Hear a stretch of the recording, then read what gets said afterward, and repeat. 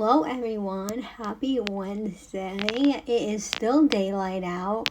It's 2:50 and I am home. I'm gonna put something in the crock pot. I know it's a little late, but oh well. I'm pouring some water in my cup and I'm going to enjoy the fact that it's still daylight out and I am not working today. So this is what I need just to stay home. And yeah, so I'm gonna start dinner and then I'll show you guys later. I'm making some chicken orzo thing in the crock pot. So yeah, happy Wednesday everyone. Okay everyone, so I'm gonna show you what I'm making. It's the Boursin cheese chicken orzo pasta in the crock pot. So I have the chicken seasoned here. It's about 2 pounds of chicken breast, boneless, skinless, I think. That's what she used. So I put a bunch of seasonings on it. So what you need, well, she uses just salt and pepper. So here's my little salt dispenser and here's my pepper. But I wanted to add some of these extra ones that I had just to use them. So I got this one from the Dollar Tree. This is chicken winter seasoning. And this has salt, sugar, paprika, onion, garlic, spices, rice hulls, and mustard flour.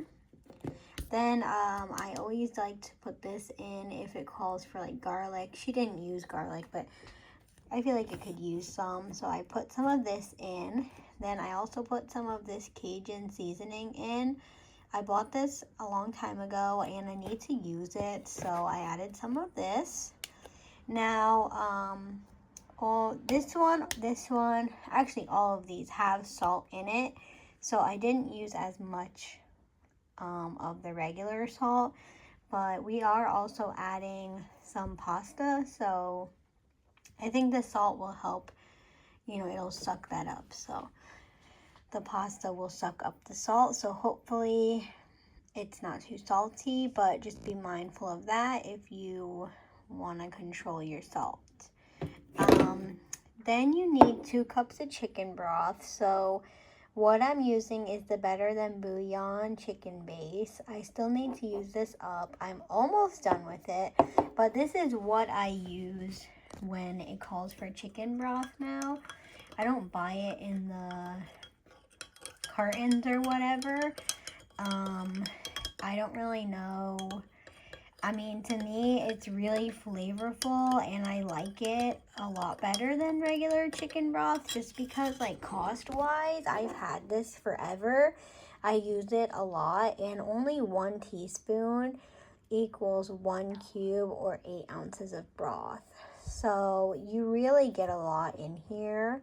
If you cook a lot and you like to use beef broth, vegetable broth, I would check these out. There's so many different flavors. They have turkey. They have everything.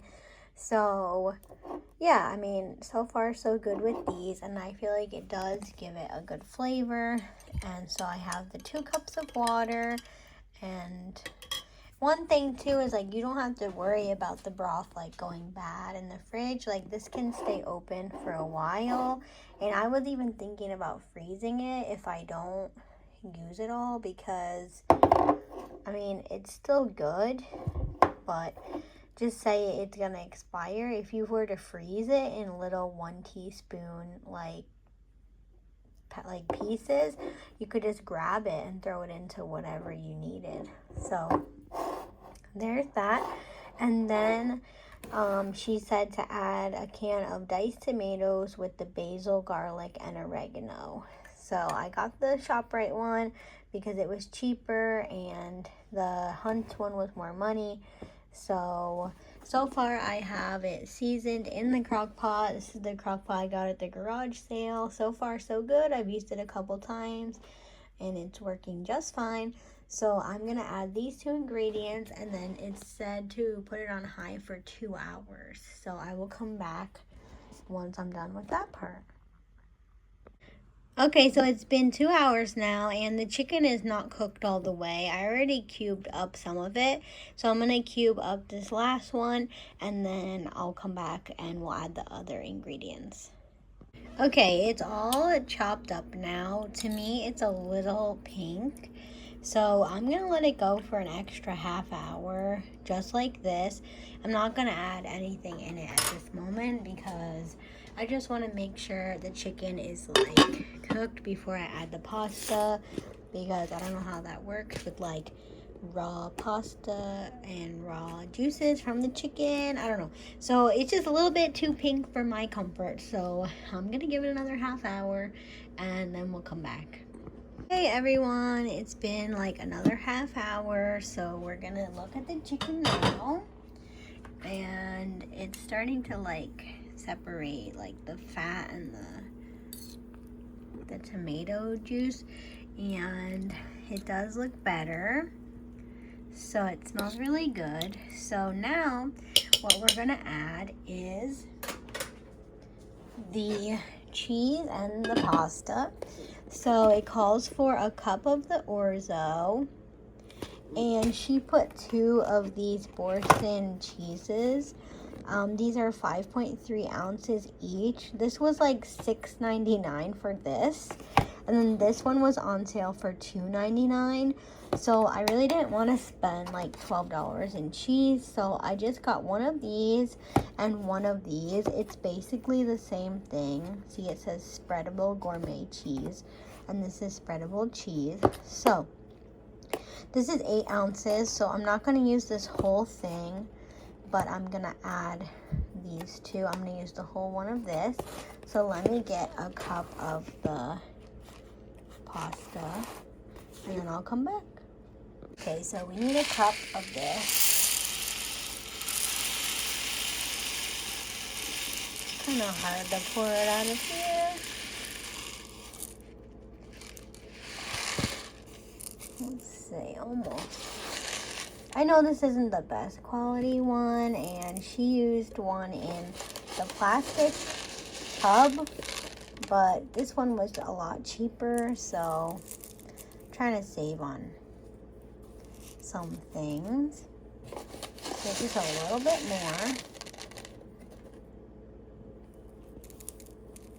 I'm not sure I've ever cooked with orzo before on my own. I've been liking the Crockpot meals though, because it's really easy and convenient. Okay, so there is the cup. Some's on the counter. It's hard to see. Okay, all right, so now we're gonna add it. She added it after she added the cheese, and then she mixed it up, but I felt like that was a little bit hard to mix the pasta in, so I'm going to mix in the pasta before I add the cheese, because the cheese just kind of stayed on the top. And I don't really know how much this is gonna make. Should I add a little bit more? A little tiny bit more?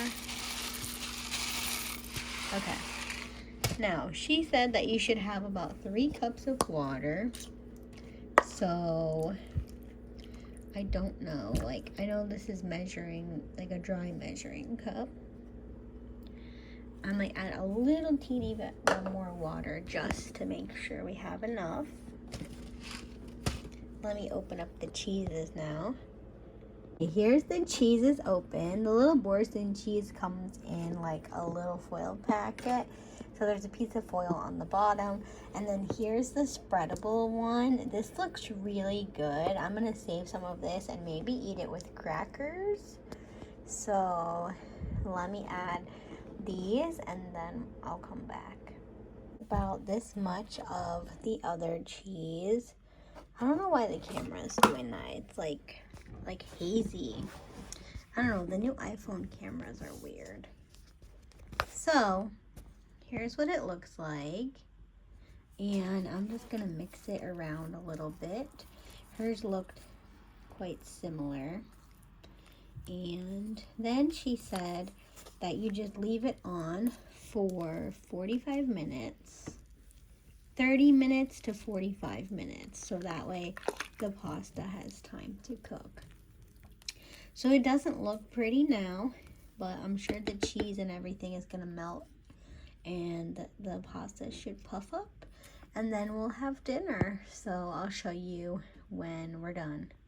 Didn't add any more water because now that I stir it around, it looks pretty liquidy to me. So I'm just gonna leave it sit now for another 45 minutes. Well, a half hour to 45 minutes, and then we'll come back. Okay, so it's been another 45 minutes. So let's see what it looks like now. It should be done. Still liquidy, but it looks really good.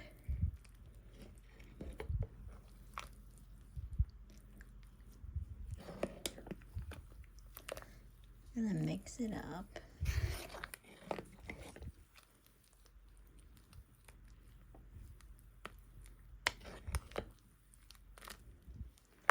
Okay, so it is really liquidy, but we still have to add the spinach, so let me get that.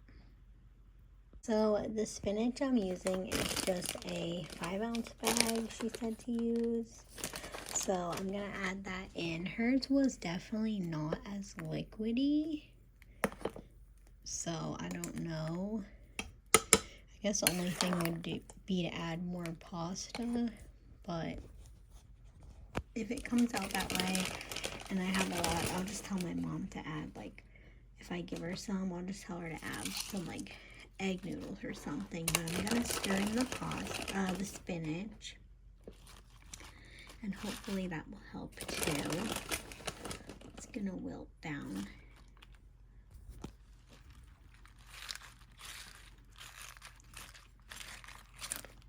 Maybe it will thicken up as it cools too, because it is cheese based.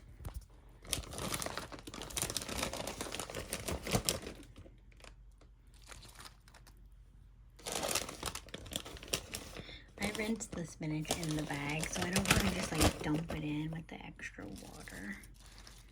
But sorry for the bad angle. Let me get the rest of this in here and stir it up, and then I'll come back. Okay, so here's what it looks like. It doesn't look that good, but I bet it tastes good. I can really smell that cheese.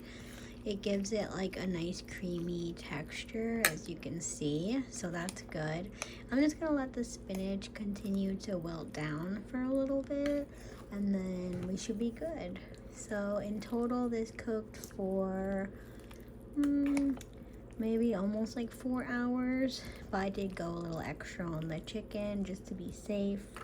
But it still looks really moist and good. You can see the orzo is cooked.